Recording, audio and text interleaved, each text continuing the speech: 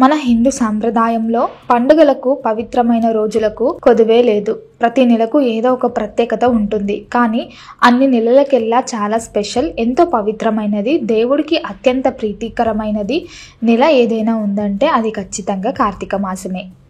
ఈ నెలను దేవుళ్ళ నెల కూడా అని కూడా అంటారు. ఎందుకంటే ఈ నెలలో సాక్షాత్తు ఆ శివుడు మహావిష్ణువిద్దరూ భూమి మీద తిరుగుతూ భక్తులను ఆశీర్వదిస్తారని మన పెద్దలు చెప్తారు. అందుకే ఈ నెలంతా గుళ్ళల్లో ఇళ్లల్లో ఒక పండుగ వాతావరణం కనిపిస్తుంది.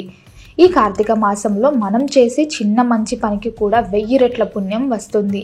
అలాగే తెలిసి గాని తెలియక గాని చేసే చిన్న చిన్న పొరపాట్లకు కూడా అంతే పెద్ద పాపం చుట్టుకుంటుంది. ముఖ్యంగా దాన ధర్మాల విషయంలో చాలా జాగ్రత్తగా ఉండాలి. పుణ్యం వస్తుందని ఏది పడితే అది దానం చేస్తే ఉన్నదంతా పోయి కష్టాల పాలు అవ్వాల్సి వస్తుంది. ముఖ్యంగా మన ఇంట్లో ఉండే కొన్ని వస్తువులను ఈ నెలలో పొరపాటున కూడా ఇతరులకు ఇవ్వకూడదు. అలా ఇస్తే మన ఇంటికి అదృష్టాన్ని, ఐశ్వర్యాన్ని ఇచ్చే మహాలక్ష్మిని మన చేతులారా బయటకు పంపినట్టే అవుతుంది. ఆ తర్వాత ఎంత పూజలు చేసినా, ఎంత కష్టపడినా డబ్బు నిలవదు, ఇంట్లో సుఖశాంతులు ఉండవు. మరి ఆ వస్తువులు ఏంటి?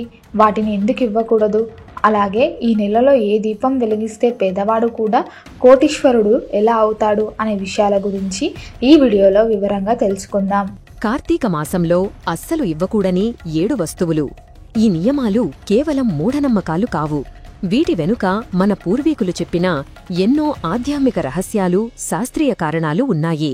ఇవి మన ఇంటి పాజిటివ్ ఎనర్జీని కాపాడడానికి ఉద్దేశించినవే. ఉప్పు. మన వంటగదిలో ఉప్పు లేనిదే ఏ కూర రుచించదు. కాని ఉప్పు కేవలం రుచికి మాత్రమే కాదు, ఆధ్యాత్మికంగా దానికి చాలా పెద్ద స్థానం ఉంది.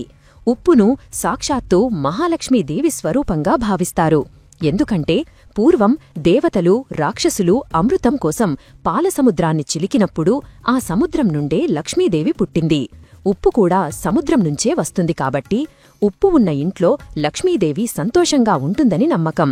అందుకే మన పెద్దలు ఉప్పు డబ్బా ఎప్పుడూ ఖాళీగా ఉండకూడదని, ఉప్పును కింద పడేయకూడదని, కాళ్లతో తొక్కకూడదని చెబుతారు. అలాంటి లక్ష్మీస్వరూపమైన ఉప్పును ముఖ్యంగా కార్తీక మాసంలో సాయంత్రం పూట అస్సలు ఎవ్వరికీ ఇవ్వకూడదు. పక్కింటివాళ్లు, బంధువులు, ఎంత దగ్గరివాళ్లైనా సరే వచ్చి కొంచెం ఉప్పిస్తారా అని అడిగితే, క్షమించండి, కార్తీక మాసంలో ఉప్పు ఇవ్వకూడదు, కావాలంటే నేను షాపు నుండి తెప్పించి ఇస్తాను అని చెప్పాలి. అంతేగాని మన ఇంట్లో మన డబ్బాలు ఉన్న ఉప్పును తీసి ఇస్తే మన ఇంట్లో ఉన్న లక్ష్మీదేవిని, మన ఐశ్వర్యాన్ని మన చేతులతో వాళ్లకి ఇచ్చినట్టే అవుతుంది. దీనివల్ల నెమ్మదిగా ఇంట్లో డబ్బుకు సంబంధించిన సమస్యలు మొదలవుతాయి. వ్యాపారంలో నష్టాలు, ఉద్యోగంలో చిక్కులు, అనవసరమైన ఖర్చులు పెరిగి అప్పుల పాలయ్యే ప్రమాదం ఉంది. నూనె. కార్తీక మాసమనగానే మనకు గుర్తొచ్చేది దీపాలు. ఈ నెలంతా దీపారాధన చెయ్యడం వల్ల మన పాపాలన్నీ పోయి మంచి జరుగుతుంది. దీపం వెలగాలంటే నూనె కావాలి. నూనె మన జీవితంలో ఉన్న చీకటిని, అంటే కష్టాలను, అజ్ఞానాన్ని పోగొట్టి వెలుగును, అంటే సుఖ సంతోషాలను, జ్ఞానాన్ని ఇస్తుంది. అంతేకాదు నూనె శనిదేవుడికి కూడా ప్రతీక. అలాంటి నూనెను, అంటే మనం వంటకు వాడే నూనె అయినా, దీపారాధనకు వాడే నూనె అయినా సరే ఈ కార్తీక మాసంలో ఇతరులకు అప్పుగాగాని, దానంగాగాని ఇవ్వకూడదు. అలా ఇస్తే మన ఇంట్లో వెలగాల్సిన దీపాన్ని, మన జీవితంలోకి రావాల్సిన వెలుగును, మన అదృష్టాన్ని మనమే వేరే వాళ్లకి ఇచ్చినట్టవుతుంది. దీనివల్ల శనిదేవుడి చెడు దృష్టి మన మీద పడి మనం చెయ్యని తప్పులకు కూడా శిక్షలు అనుభవించడం, అనవసరమైన కష్టాలు, కోర్టు గొడవలు, శత్రువుల భయం, కుటుంబంలో కలహాలు వంటివి మొదలవుతాయి.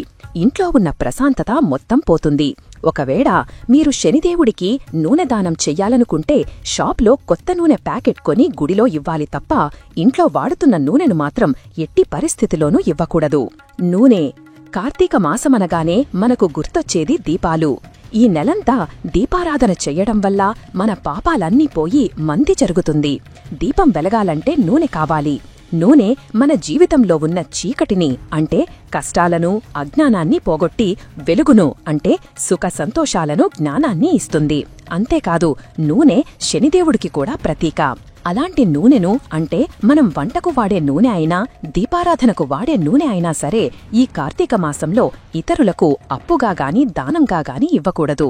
అలా ఇస్తే మన ఇంట్లో వెలగాల్సిన దీపాన్ని, మన జీవితంలోకి రావాల్సిన వెలుగును, మన అదృష్టాన్ని మనమే వేరే వాళ్లకి ఇచ్చినట్టవుతుంది. దీనివల్ల శనిదేవుడి చెడు దృష్టి మన మీద పడి మనం చెయ్యని తప్పులకు కూడా శిక్షలు అనుభవించడం, అనవసరమైన కష్టాలు, కోర్టు గొడవలు, శత్రువుల భయం, కుటుంబంలో కలహాలు వంటివి మొదలవుతాయి. ఇంట్లో ఉన్న ప్రశాంతత మొత్తం పోతుంది. ఒకవేళ మీరు శనిదేవుడికి నూనె దానం చెయ్యాలనుకుంటే షాపులో కొత్త నూనె ప్యాకెట్ కొని గుడిలో ఇవ్వాలి తప్ప ఇంట్లో వాడుతున్న నూనెను మాత్రం ఎట్టి పరిస్థితిలోనూ ఇవ్వకూడదు. పసుపు, కుంకుమ. పెళ్లైన ప్రతి స్త్రీకి పసుపు, కుంకుమ ప్రాణంతో సమానం. అవి కేవలం బొట్లు మాత్రమే కాదు, వాళ్ల సౌభాగ్యానికి గుర్తులు.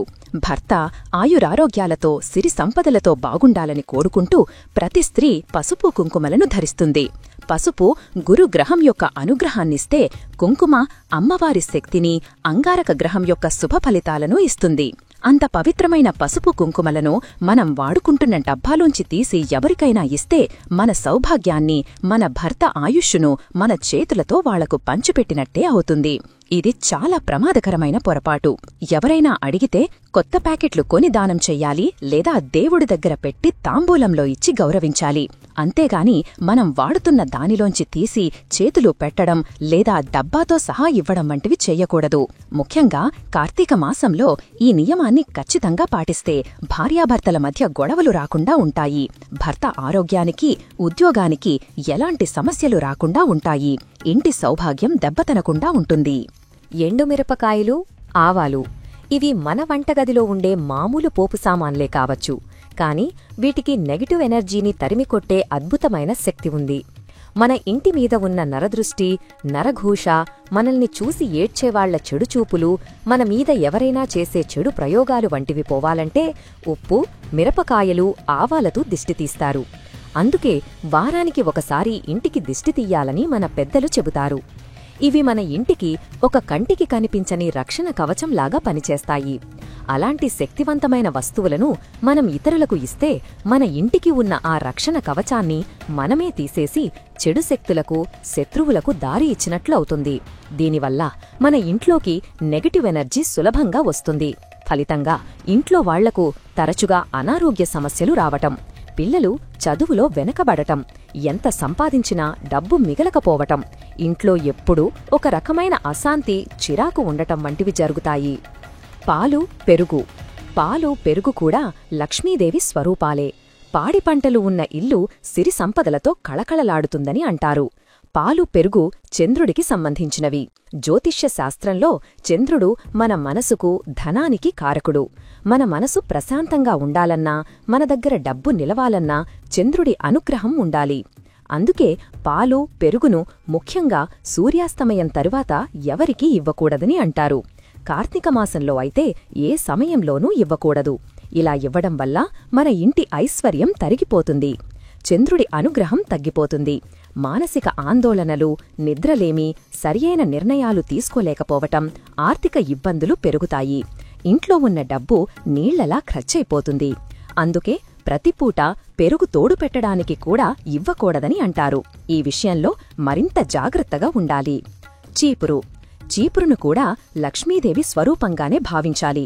ఎందుకంటే చీపురు మన ఇంట్లో ఉన్న చెత్తను, దుమ్ము ధూళిని మాత్రమే కాదు, ఇంట్లో ఉన్న దరిద్రాన్ని, నెగటివ్ ఎనర్జీని కూడా బయటకు ఊర్చేస్తుంది. ఇంటిని శుభ్రంగా ఉంచి లక్ష్మీదేవి రావడానికి మార్గాన్ని సుగమం చేస్తుంది. అందుకే పాతకాలంలో చీపురును ఎక్కడ పడితే అక్కడ పడేసేవారు కాదు, దాన్ని కూడా గౌరవంగా చూసేవారు. అలాంటి చీపురును ముఖ్యంగా కార్తీక మాసంలో ఇతరులకు ఇవ్వకూడదు. అలా ఇస్తే మన ఇంటి లక్ష్మిని మనమే బయటకు పంపినట్లవుతుంది. మన ఇంటి ఐశ్వర్యాన్ని మనమే తరిమేసినట్టవుతుంది. దీనివల్ల ఇంట్లో ఉన్న సిరి సంపదలు నెమ్మదిగా కరిగిపోతాయి. నీళ్లకుండ లేదా బిందె. నీరు మన ప్రాణానికి ఆధారం. ఇంట్లో నీళ్లు నిల్వ ఉంచే బిందె ఎప్పుడూ నిండుగా ఉండాలి. అది మన ఇంట్లో ధనధాన్యాల సమృద్ధికి, కుటుంబ సభ్యుల ఆరోగ్యానికి సంకేతం. అటువంటి నీటి పాత్రను, ముఖ్యంగా రాగి లేదా ఇత్తడి బిందెను ఖాళీగా కాని, నీటితో కాని కార్తీక మాసంలో ఇతరులకు ఇవ్వకూడదు. ఒకవేళ ఇస్తే మన ఇంటికి వచ్చే డబ్బు మార్గాలు మూసుకుపోయి ఎంత సంపాదించినా ఏదో ఒక రూపంలో ఖర్చయిపోతుంది. అనవసరమైన హాస్పిటల్ ఖర్చులు పెరిగి అప్పుల పాలయ్యే ప్రమాదం ఉంది. ఈ వస్తువులను ఇవ్వకూడదనగానే మనల్ని మనం పిసినారులుగా భావించాల్సిన అవసరం లేదు. ఇది మన ఇంటిని, మన కుటుంబాన్ని, మన ఐశ్వర్యాన్ని కాపాడుకోవడానికి మనం తీసుకుని ఒక ఆధ్యాత్మిక జాగ్రత్త మాత్రమే. కోటీశ్వరులను చేసే మారేడు ఆకు దీపం గురించి ఇప్పుడు తెలుసుకుందాం. కార్తీక మాసంలో దీపారాధన చేయడం చాలా ముఖ్యమని అందరికీ తెలుసు. అయితే ఆ దీపాన్ని ఒక ప్రత్యేకమైన ఆకుమీద పెట్టి వెలిగిస్తే సాక్షాత్తు పరమేశ్వరుడి అనుగ్రహం లభించి కటిక పేదవాడు కూడా ధనవంతుడిగా మారిపోతాడని పండితులు చెబుతున్నారు. ఆ అద్భుతమైన ఆకే మారేడు ఆకు. దీన్నే బిల్వపత్ర అని కూడా అంటారు. మారేడు చెట్టు అంటే శివుడికి ప్రాణం. సాక్షాత్తు ఆ మహాశివుడే మారేడు చెట్టు కింద నివాసం ఉంటాడని పురాణాలు చెబుతున్నాయి. మారేడు ఆకులు 3 కలిసి ఉంటాయి. ఇవి శివుని 3 కన్నులకు, ఆయన చేతిలో ఉండే త్రిశూలానికి గుర్తులు. అంతేకాదు, ఆ 3 ఆకులలో బ్రహ్మ, విష్ణు, మహేశ్వరులు 3 ఉంటారని నమ్మకం. ఇంకో విశేషం ఏంటంటే మారేడు ఆకు చివరి భాగంలో సాక్షాత్తు లక్ష్మీదేవి నివసిస్తుందని చెబుతారు. ఇంతటి పరమ పవిత్రమైన మారేడు ఆకుమీద కార్తీక మాసంలో దీపం పెడితే మనకు ఒకేసారి శివుడి అనుగ్రహం, లక్ష్మీదేవి అనుగ్రహం 2 లభిస్తాయి. మారేడు ఆకుమీద దీపం ఎలా వెలిగించే పద్ధతిని గురించి ఇప్పుడు పూర్తి వివరంగా తెలుసుకుందాం. సాధారణంగా చాలా మంది తెలియక దీపాన్ని నేలమీద పెట్టేస్తారు. కాని దీపాన్ని ఎప్పుడూ నేరుగా నేలమీద పెట్టకూడదు. కార్తీక మాసంలో దీపారాధన చేసేటప్పుడు ఈ చిన్న పని చెయ్యండి. ముందుగా మీరు దీపం పెట్టాలనుకున్న చోట, అంటే దేవుడి గదిలో, తులసికోట దగ్గర లేదా గుడిలో ఎక్కడైతే దీపం పెట్టాలని అనుకుంటున్నారో ఆ ప్రాంతాన్ని పూర్తిగా శుభ్రం చెయ్యండి. ఆ తర్వాత కింద ఒక తమలపాకును పెట్టండి. ఆ తమలపాకు మీద ఒక మారేడు ఆకును ఉంచండి. ఆ మారేడు ఆకుకు పసుపు, కుంకుమతో బొట్లు పెట్టండి. ఇప్పుడు దానిమీద మట్టి ప్రమిదను ఉంచి అందులో ఆవు నెయ్యి లేదా నువ్వుల నూనె పోసి 2 వత్తులు వేసి దీపం వెలిగించండి. ఇలా చేయడం వల్ల మీరు వెలిగించిన దీపానికి 1000 రెట్ల శక్తి వస్తుంది. పరమేశ్వరుడి చల్లని చూపు మీమీద పడి మీ కష్టాలన్నీ తొలగిపోతాయి. లక్ష్మీదేవి అనుగ్రహంతో మీ ఇంట్లో సిరి సంపదలు వెల్లువెత్తుతాయి. మీ జాతకంలో ఏమైనా దోషాలు ఉంటే అవి కూడా తొలగిపోతాయి. పేదరికం పోయి మీరు పట్టిందల్లా బంగారమవుతుంది. అపర కుబేరులుగా మారిపోతారు. కాబట్టి ఈ కార్తీక మాసం మొత్తం ప్రతి గృహిణి పైన చెప్పిన నియమాలను పాటించండి. ఇంట్లో ఉన్న ఐశ్వర్యాన్ని కాపాడుకోండి. అలాగే ప్రతిరోజు మారేడు ఆకుమీద దీపారాధన చేసి శివకేశవుల అనుగ్రహాన్ని పొంది సుఖ సంతోషాలతో, ఆయురారోగ్యాలతో వర్ధిల్లండి. ఓం నమః శివాయ. ఈ వీడియో మీకు నచ్చినట్లయితే లైక్ చేయండి, షేర్ చేయండి. ఇలాంటి మరిన్ని వీడియోల కోసం ఛానల్ను సబ్స్క్రైబ్ చేసుకోండి. అలాగే బెల్ ఐకాన్ను నొక్కండి. దీనివల్ల మేము చేసే ప్రతి వీడియో నోటిఫికేషన్ రూపంలో మీ వద్దకు చేరుతుంది. సర్వే జనా సుఖినో భవంతు.